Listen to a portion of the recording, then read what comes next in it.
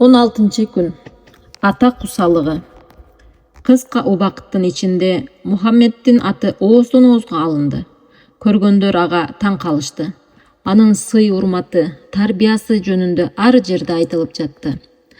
Мухаммед саллаллаху алейхи вассалам 6 жашка чыкты. Эне бала Меккедеги үйүндө бактылуу күндөрүн өткөрүп жатышты. Бир күнү Амина эне уулун ээрчитип, Мединадагы туугандарына конокко барууну чечти. Бир чети аларды көрүп, бир чети Мухаммед саллаллаху алейхи вассаламды атасынын мүрзөсүнө алып барууну ойлоду. Мухаммед саллаллаху алейхи вассаламды караган Умма Айманда алар менен чогуу бармак болду. Көп өтпөй Амина эне, Умма Айман жана Мухаммед саллаллаху алейхи вассалам бирге жолго чыгышты. Жол кыйла узак эле. Мухаммед саллаллаху алейхи вассалам абдан кубанып жана толкунданып жатты. Тайкелери менен көрүшүп, атасынын бейитине бармак. Төө минип, күнү түнү жол жүрүштү.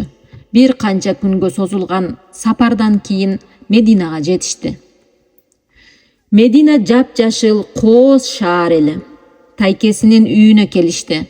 Туугандары биринчи жолу көрүп жаткан жээнин кучак жайып тосуп алышты. Амина эне дароо Мухаммед саллаллаху алейхи вассаламды ээрчитип, жолдошу Абдуллахтын мүрзөсүнө жөнөдү. Мухаммед саллаллаху алейхи вассаламдын атасы Абдуллах аябай жакшы адам болгон. Уулун көрбөй бул дүйнөдөн өтүп кеткенине Амина эне абдан өкүнүп жүргөн. Атасынын бейитин көрүү Мухаммед саллаллаху алейхи вассаламга абдан таасир калтырды.